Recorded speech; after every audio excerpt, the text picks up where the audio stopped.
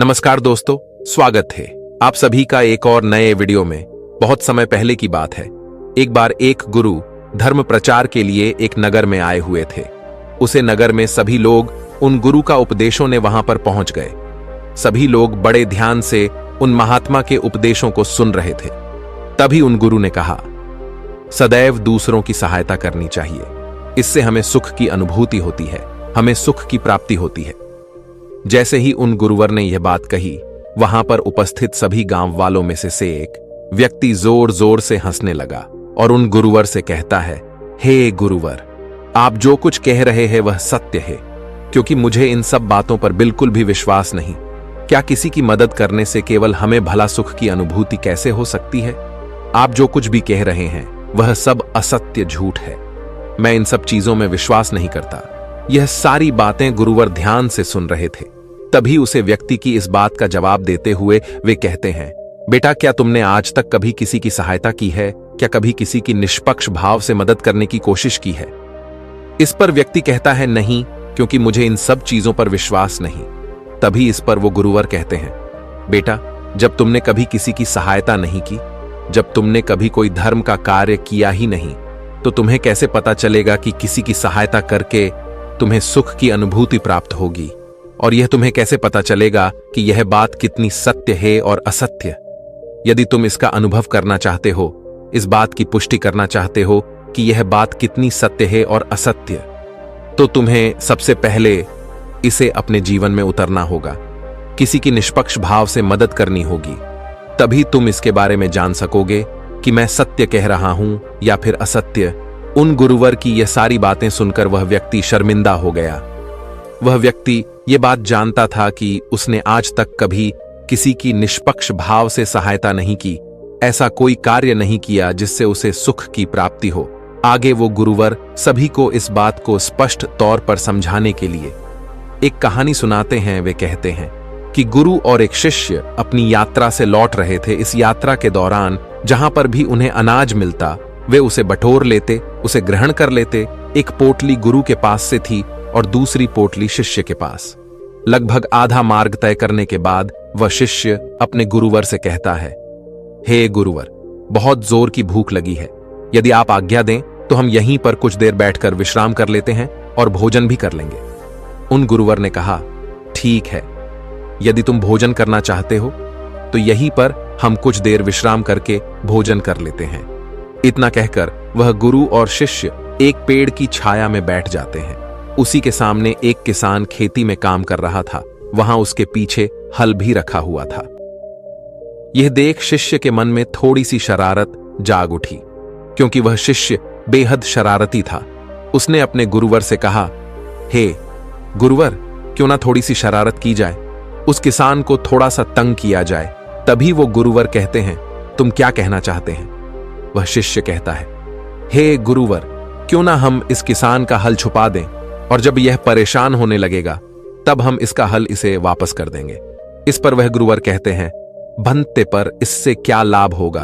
वह किसान अपने कामों में लगा हुआ है और उस काम में तुम विघ्न डालने की बात कर रहे हो। यह अच्छी बात नहीं। हां, अगर तुम शरारत करना ही चाहते हो तो हमारे पास जो 2 अनाज की पोटलियां हैं, उनमें से एक पोटली तुम उसकी हल के पास रख दो और फिर देखो क्या होता है। वह शिष्य अपने गुरुवार की बात मान जाता है और जैसा उसे उसके गुरुवार ने कहा, वह पोटली उस हल के पास रख देता है और वापस आकर अपने गुरुवार के साथ उसी पेड़ की छाया में बैठ जाता है। काफी देर कड़ी मेहनत के बाद धूप में जब किसान थक जाता है और बैठने के लिए अपने हल के पास लौटता है, और जब वह अपने हल के पास एक पोटली देखता है, तब वह आसपास इधर उधर देखता है कि कहीं यह किसी की पोटली यहां पर छूट तो नहीं गई। लेकिन उसे कोई नजर नहीं आता, क्योंकि वह शिष्य और गुरु पेड़ की छाया में छुपे हुए दूसरी तरफ बैठे हुए थे। जब काफी देर इंतजार करने के बाद भी पोटली लेने कोई नहीं आता, तो वह किसान उस पोटली को खोलकर देखता है तो उसमें उसे अनाज मिलता है। और यह सब देखकर वह किसान अत्यधिक खुश हो जाता है और कहता है, हे ईश्वर, आज तूने मेरी सहायता की, इसके लिए कोटि कोटि धन्यवाद। आज मैं बड़ा उदास था। जब मैं घर से निकाला तो मेरे घर पर कुछ भी नहीं था। मेरे घर पर खाने के लिए अनाज का एक दाना तक नहीं था, लेकिन आज तुमने मेरी मदद की। आज तुमने मुझे यह अनाज की पोटली देकर मेरी बहुत बड़ी सहायता की है। इसके द्वारा मेरा और मेरे पूरे परिवार का पेट भर जाएगा। इसके लिए आपका बहुत बहुत धन्यवाद। इतना कहकर वह किसान उस पोटली को लेकर वापस अपने घर की ओर चला जाता है। इतना कहकर वह गुरुवार उसे व्यक्ति से यह सवाल करते हैं कि अब बताओ, तुम्हें किस चीज से ज्यादा खुशी मिलती, उस किसान का हल चुराकर या फिर उस किसान को वह पोटली देकर। इस पर व्यक्ति कहता है, हे गुरुवर, उस किसान को जो अनाज की पोटली मिली, उससे वह और उसका पूरा परिवार अब भोजन कर पाएगा। इससे ज्यादा सुख की बात और क्या हो सकती है? इससे ज्यादा खुशी की बात और क्या हो सकती है? तभी वह गुरुवर कहते हैं, तुमने बिल्कुल ठीक कहा। जब हम किसी के निष्पक्ष भाव से मदद करते हैं, जब हम ऐसे व्यक्ति की सहायता करते हैं जिसे उसकी आवश्यकता हो, तो हमारे मन को असीम शांति प्राप्त होती है और हमें सुख की अनुभूति होती है। किसी व्यक्ति को परेशान करने से, तंग करने से, दुख देने से अच्छा है कि उसे हम खुशी दें। इतना कहकर वह गुरुवर कहानी में आगे बढ़ते हैं और कहते हैं, जिस प्रकार उस शिष्य ने यह कार्य करके सुख की प्राप्ति की खुशी का अनुभव किया, उसी प्रकार आप भी एक बार किसी ना किसी व्यक्ति की निष्पक्ष भाव से मदद जरूर करें। उन गुरुवर की यह बात सुनकर उस व्यक्ति को यह एहसास हो जाता है कि किसी को सुख देने में जो खुशी मिलती है, वह किसी को दुख देने में नहीं मिलती। इससे बड़ा ना तो कोई धर्म है और ना ही कोई पुण्य। यदि आप किसी भी जरूरतमंद की सहायता या मदद कर सकते हैं तो अवश्य करें, लेकिन इसका अर्थ केवल यह नहीं कि आप उसकी मदद धन दौलत से ही करें, बल्कि आप चाहे तो उसकी मदद कोई भी कार्य पूरा करवा के कर सकते हैं।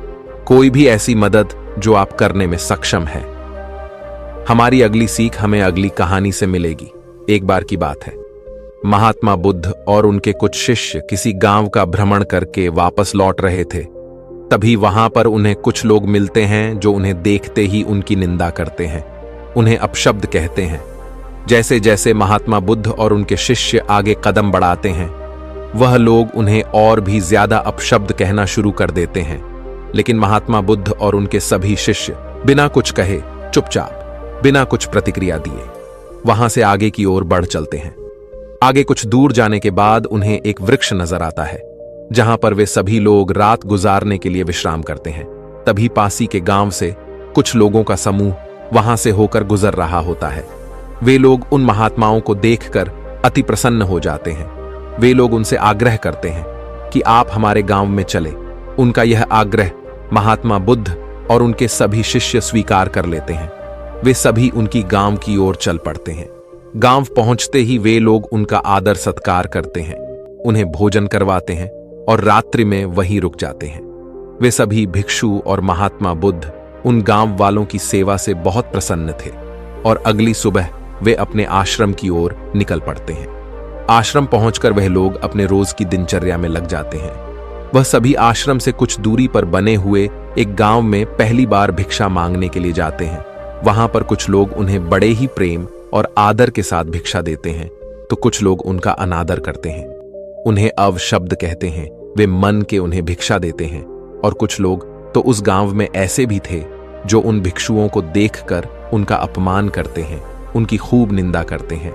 लेकिन वे सभी भिक्षु महात्मा बुद्ध के कहे अनुसार वहां पर कुछ नहीं कहते। वे चुपचाप उन सभी बातों को सुन लेते हैं और बिना कुछ प्रतिक्रिया दिए वह वापस महात्मा बुद्ध के पास लौटते हैं और फिर उनसे कहते हैं, हे तथागत, हम आपसे कुछ प्रश्न पूछना चाहते हैं और उम्मीद है कि आप उसका उत्तर हमें अवश्य देंगे। तभी महात्मा बुद्ध कहते हैं, पूछो, तुम्हारे क्या प्रश्न है?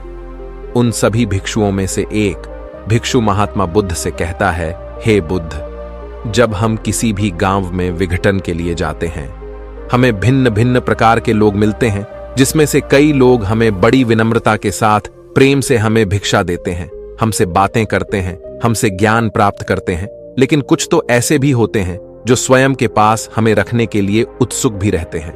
लेकिन वहीं पर कुछ ऐसे लोग भी होते हैं जो केवल हमारी निंदा करते हैं, हमें अपशब्द कहते हैं, हमारे पहनावे को लेकर, हमारे बातों को लेकर, हमारी दिनचर्या को लेकर हमें भला बुरा कहते ही रहते हैं। लेकिन इसके बावजूद हम उन्हें कुछ नहीं कहते, क्योंकि आपने जो हमें सिखाया है, आपने जो हमें मार्ग दिखाया है, उसके अनुसार हमें कभी भी किसी के अपशब्द पर कोई प्रतिक्रिया नहीं देनी चाहिए, बल्कि हमें उनके साथ मधुरता के साथ पेश आना चाहिए।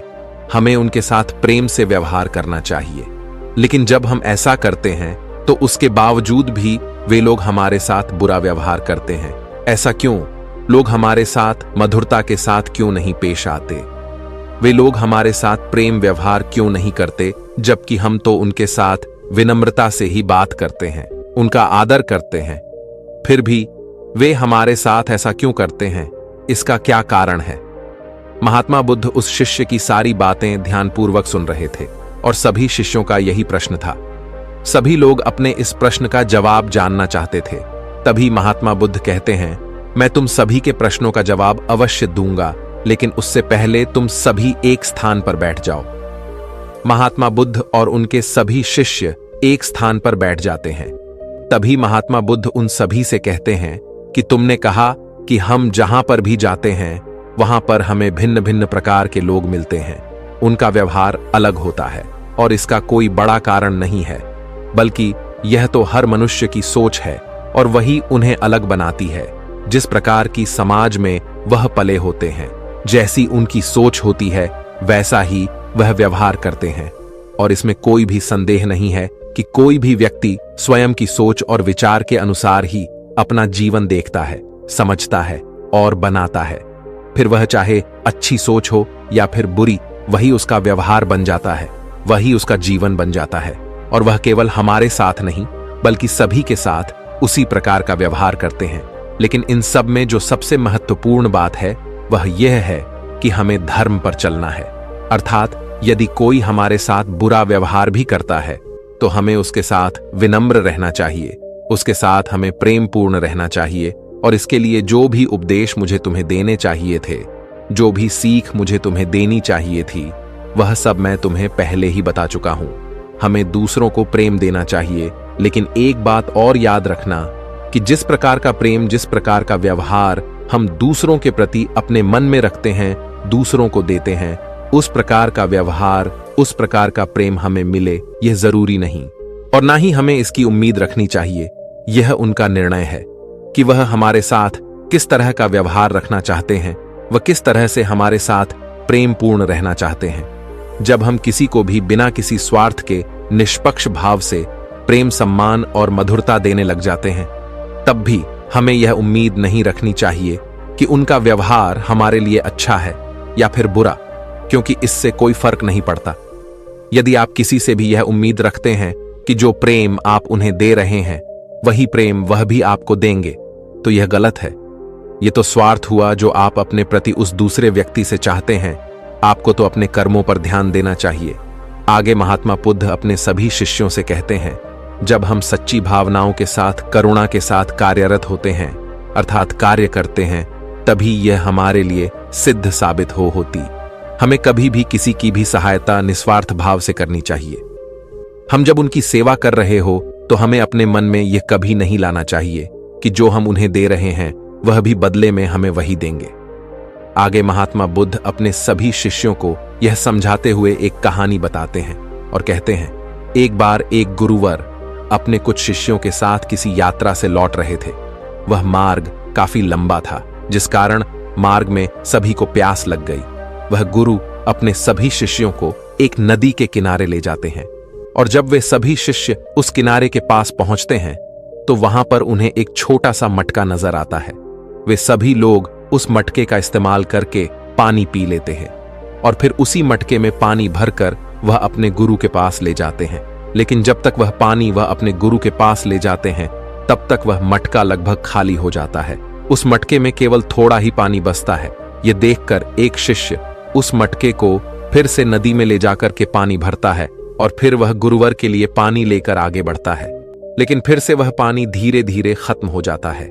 ये देख वह गुरुवर अपने उस शिष्य से कहते हैं, तुम्हें इस मटके को नहीं भरना चाहिए, क्योंकि जो मटका तुम भर रहे हो यह फूटा हुआ है। इस मटके को भरना व्यर्थ है, इसलिए तुम्हारी यह मेहनत पूरी तरह से व्यर्थ हो रही है। आगे महात्मा बुद्ध अपने सभी शिष्यों को यह समझाते हुए कहते हैं कि किसी की सेवा और सहायता करते वक्त बदले में हमें वह सामने वाला व्यक्ति भी वही देगा। इसकी चाह रखना बिल्कुल व्यर्थ है, क्योंकि जब भी तुम किसी की सहायता करके यह आशा रखते हो कि सामने वाला भी तुम्हारे लिए ठीक वही करेगा, तुम्हें भी ठीक वही देगा, तो इससे केवल तुम्हें निराशा ही प्राप्त होगी। और तुम लोग भी वही चाहते हो। जब तुम भिक्षाटन के लिए किसी गांव में जाते हो तो यह तुम्हारा धर्म है कि तुम विनम्रता, प्यार, आदर सत्कार के साथ भिक्षा मांगो, लेकिन बदले में वह भी तुम्हें आदर सत्कार के साथ भिक्षा देंगे। इसकी उम्मीद करना बिल्कुल व्यर्थ है, क्योंकि जब भी तुम किसी की सहायता करके यह आशा रखते हो कि सामने वाला भी तुम्हारे लिए ठीक वही करेगा, तुम्हें भी ठीक वही देगा, तो इससे केवल तुम्हें निराशा ही प्राप्त होगी। और तुम लोग भी वही चाहते हो। जब तुम भिक्षाटन के लिए किसी गांव में जाते हो तो यह तुम्हारा धर्म है कि तुम विनम्रता, प्यार, आदर सत्कार के साथ भिक्षा मांगो, लेकिन बदले में वह भी तुम्हें आदर सत्कार के साथ भिक्षा देंगे। इसकी उम्मीद करना बिल्कुल व्यर्थ है। महात्मा बुद्ध के इस उपदेश को सुनकर वहां पर उपस्थित सभी शिष्य महात्मा बुद्ध की इस बात को अच्छी तरह से समझ जाते हैं और उनके प्रश्नों का जो उत्तर उन्हें चाहिए था वह भी उन्हें मिल जाता है। वह यह समझ जाते हैं कि किसी की सेवा के बदले उनसे वापसी में वैसी ही सेवा की आशा रखना बुरी बात है, गलत है, और यह हमारे दुखों का कारण बनता है। इसलिए कभी भी जब हम किसी की सेवा कर रहे हो, किसी की सहायता कर रहे हो, तो हमारे मन में ऐसी कोई भी इच्छा रखना व्यर्थ है। वे सभी लोग महात्मा बुद्ध के इस उत्तर को सुनकर संतुष्ट हो जाते हैं और वे सभी अपने कार्यों में लग जाते हैं। दोस्तों, हमारे जीवन में भी कुछ ऐसा ही होता है। हम किसी को दुख पहुंचाकर खुशी प्राप्त करने की कोशिश करते हैं, लेकिन बदले में हमें क्या मिलता है? केवल दुख।